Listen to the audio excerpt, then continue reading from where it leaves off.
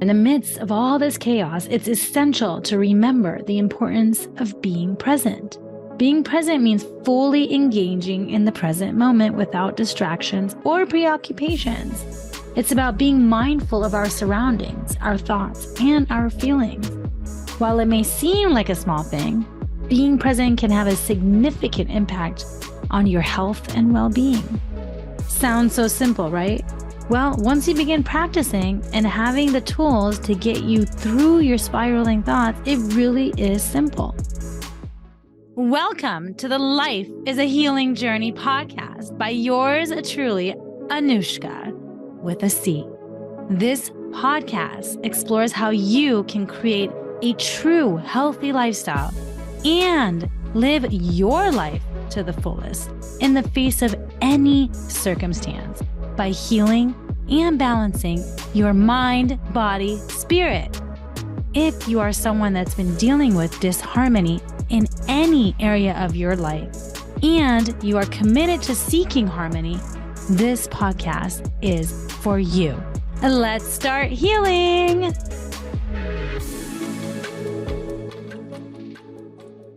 Today's podcast is focused on the mind piece of mind, body, spirit. Have you heard the saying, if you are depressed, you are living in the past.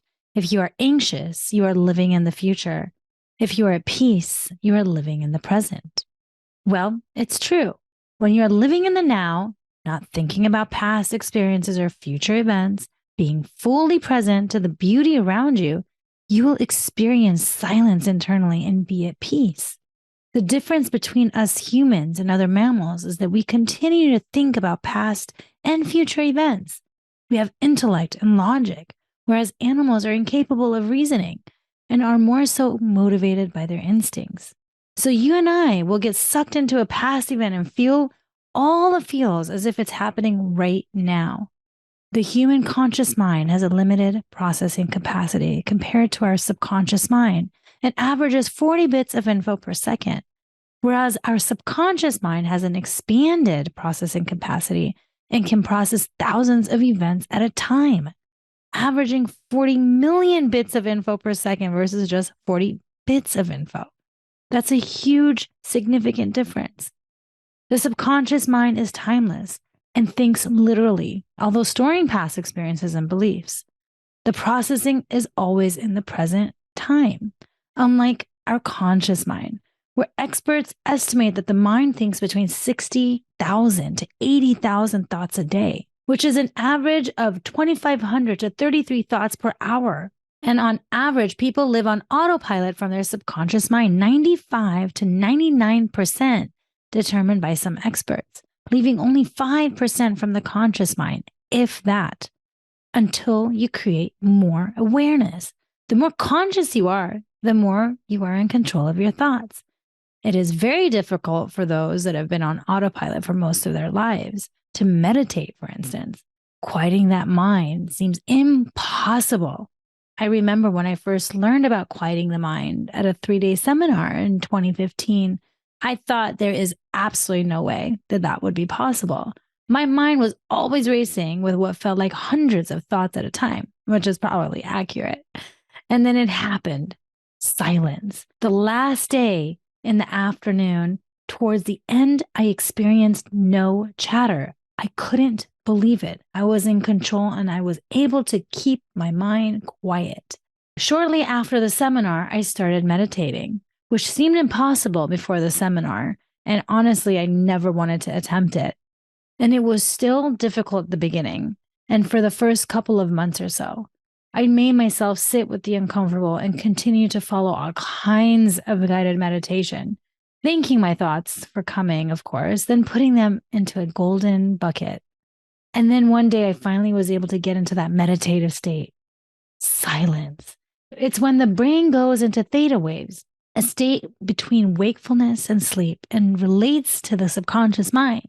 And as I mentioned earlier, the subconscious mind's processing is in present time. So during this state, your mind quiets down completely. And for some, messages may come through, giving answers to questions that have remained unanswered for a period of time. It used to take me 20 minutes or even more to get to this state, which now I understand why they say meditate for at least 20 minutes to get you to that meditative state, for those theta waves to kick in. That's when reprogramming happens of the subconscious mind. But now it's much quicker for me. And when I do meditate, I no longer time myself. I just allow myself to experience the presence throughout the meditation, which then transforms into my day. Now, there will be more on meditation during a spirit episode. For now, let's get back to being present and living in the now. Being present is about being fully aware and engaged with the current moment without worrying about the past or future. It is a state of mindfulness that allows us to experience life in a deeper and more meaningful way. By being present, we can fully appreciate the beauty of the world around us, connect more deeply with our loved ones, and find greater peace and happiness and joy and love and all of the high vibes in our own lives. One of the key aspects of being present is learning to let go of distractions and external stimuli that can pull us out of the moment. This includes things like social media, work emails, other emails, distractions of all kinds that can take our attention away from the present moment. By setting aside these distractions and making a conscious effort to be fully present, we can improve our focus, reduce stress, and feel more grounded and centered. And it's not about going cold turkey and going straight to chitter chatter to being fully present, which I've seen many attempt to do. It truly is about checking to see what your priorities are, setting those priorities, and then being aware of the mindless scrolling you may be doing on social media, how you're being on autopilot with other distractions, and really catching yourself every moment of the day. Don't get me wrong, I do that at times too. However, I've become more aware, and now when I have higher priorities and find myself mindlessly scrolling, I hear this voice that's constantly telling me, you're wasting time, stop it, you're done, no more, come back to this later, you're wasting time. And it seems like this broken record until I finally stop. And it seems that happens a lot quicker these days than it used to, right? Stop the mindless scrolling within 5 minutes max at this point. Another important aspect of being present is learning to cultivate a sense of gratitude for the present moment. This means taking the time to appreciate the small things in life, like a beautiful sunset, my favorite, especially over the water at a beach, a delicious meal, or a kind word from a friend, or even a flower that you see growing outside of your yard. By focusing on the positive aspects of the present moment, we can cultivate a sense of joy and contentment that can carry us through even the most challenging times. Being present also means learning to be more mindful of our own thoughts and emotions. This includes learning to absorb our thoughts without judgment and practicing mindfulness meditation to help us develop greater self-awareness and emotional regulation, as I mentioned earlier. By learning to be more mindful of our thoughts and emotions, we can better manage stress, improve our relationships, and cultivate a deeper sense of self-awareness. Ultimately, being present is an ongoing practice that requires patience, discipline, and a willingness to let go of distractions and external stimuli without making yourself wrong when you do so. Sometimes we get self-critical because we didn't get it right or we're not doing it perfectly. And compassion becomes the key, giving yourself the grace, not making yourself wrong when you aren't being fully present.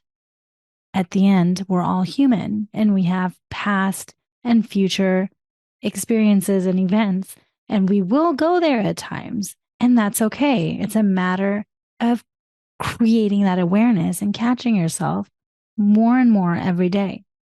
And as we go about our busy lives, it can be easy to get caught up in the hustle and bustle of our daily routines. But by making conscious effort to be fully present in our lives, we can experience greater joy, peace, and fulfillment in all aspects of our lives. We often find ourselves multitasking, juggling various responsibilities, and trying to cram as much as possible into our already packed schedules. However, in the midst of all this chaos, it's essential to remember the importance of being present. Being present means fully engaging in the present moment without distractions or preoccupations. It's about being mindful of our surroundings, our thoughts, and our feelings. While it may seem like a small thing, being present can have a significant impact on your health and well-being. Sounds so simple, right? Well, once you begin practicing and having the tools to get you through your spiraling thoughts, it really is simple. And having grace with yourself, of course, too. Being present is what got me through the brain tumor journey, much easier than had I not done personal transformation work beforehand. From going to the MRI and being escorted to the ER without any reason as to why, I just know that being present is really what saved me. I remember even saying, I need to stay present. What's worrying going to do? Worrying is not going to do me any good.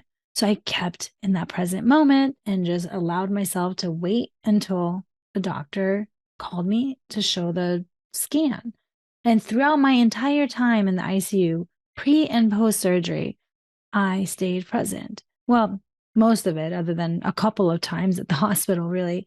Actually, the first night after surgery was one of the times that I remember spiraling. I was on all kinds of drugs, obviously, coming out of surgery, and was having all kinds of thoughts.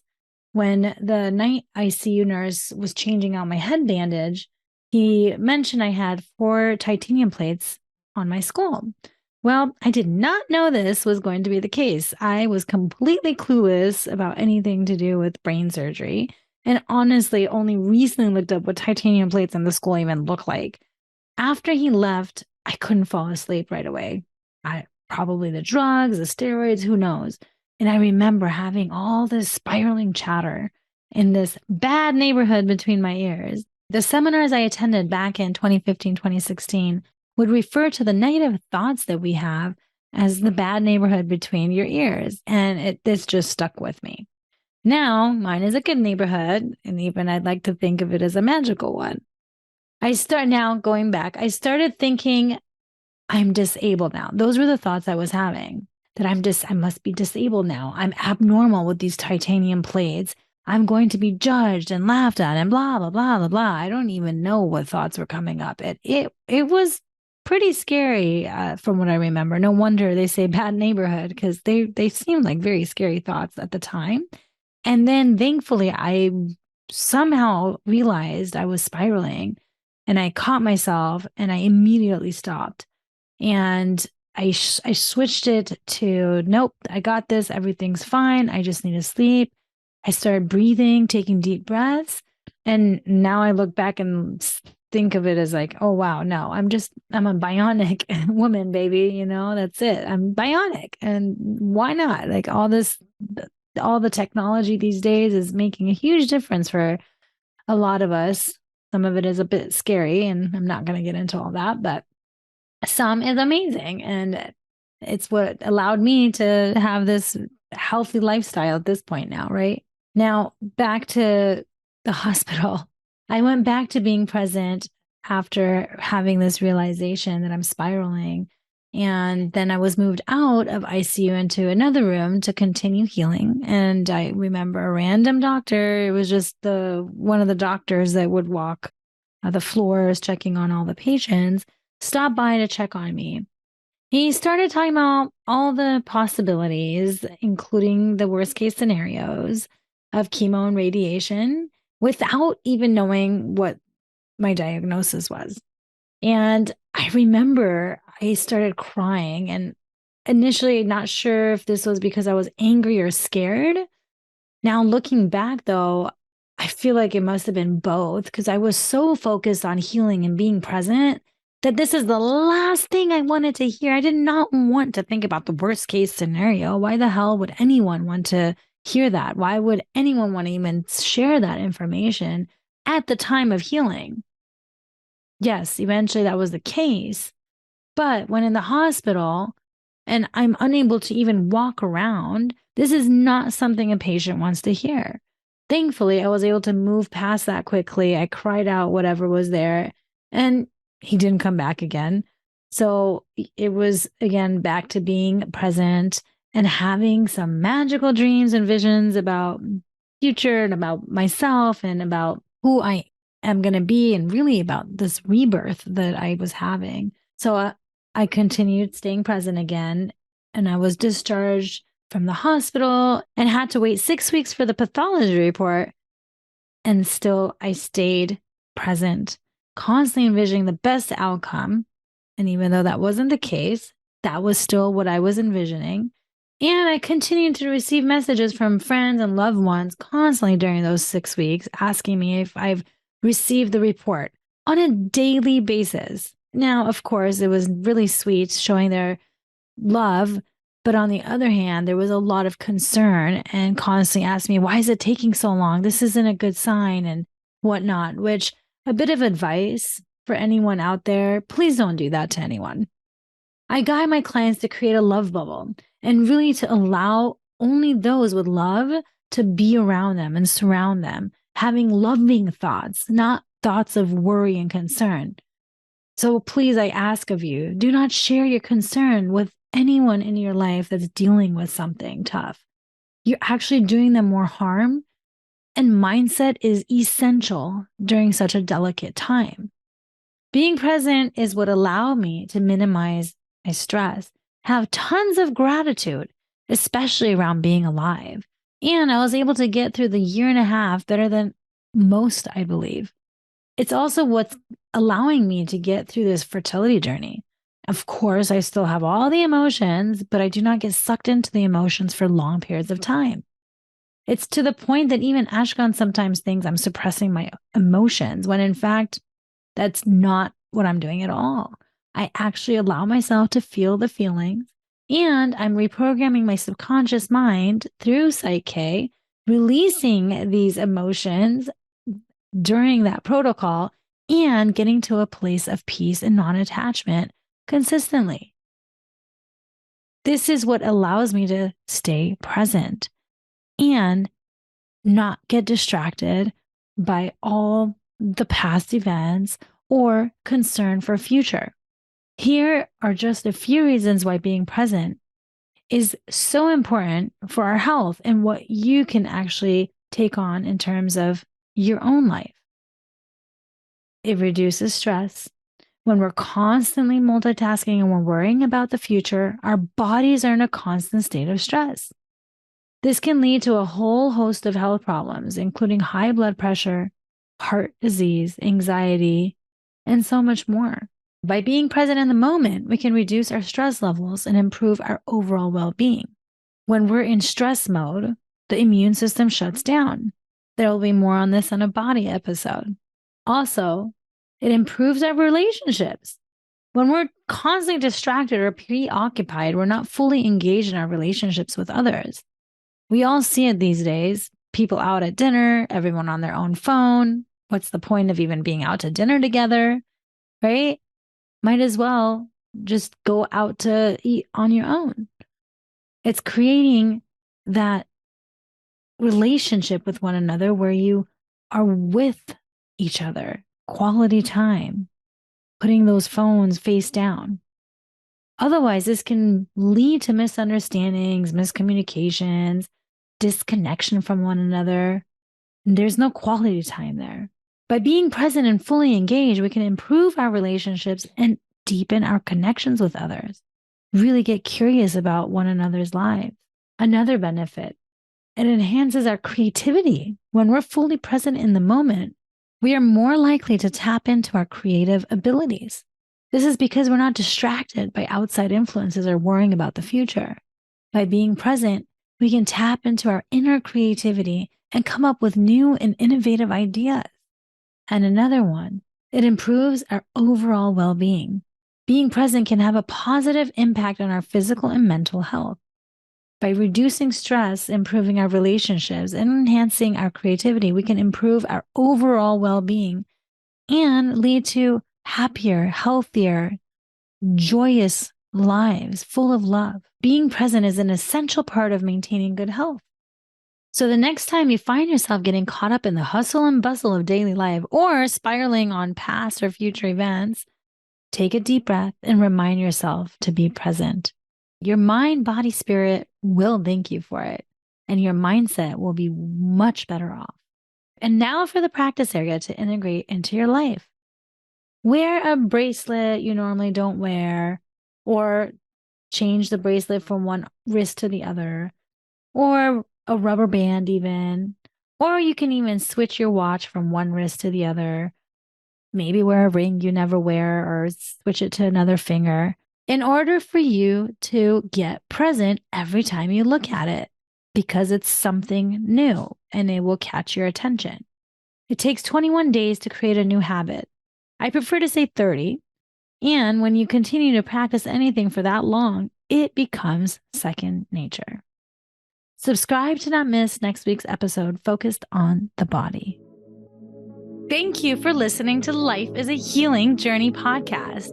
You are here to peel and heal one layer at a time, to live your life to the fullest in the face of any circumstance, while embracing a life filled with love, joy, and peace. If you are in disharmony in any area of your life and truly desire to be in harmony and committed to elevating your health and well-being, I'm one click away. Find me at healingwithanuschka.com. And remember, that's Anuschka with a C. And if you like what you heard, please subscribe and share this podcast with your loved ones. Get your healing on. Until next time.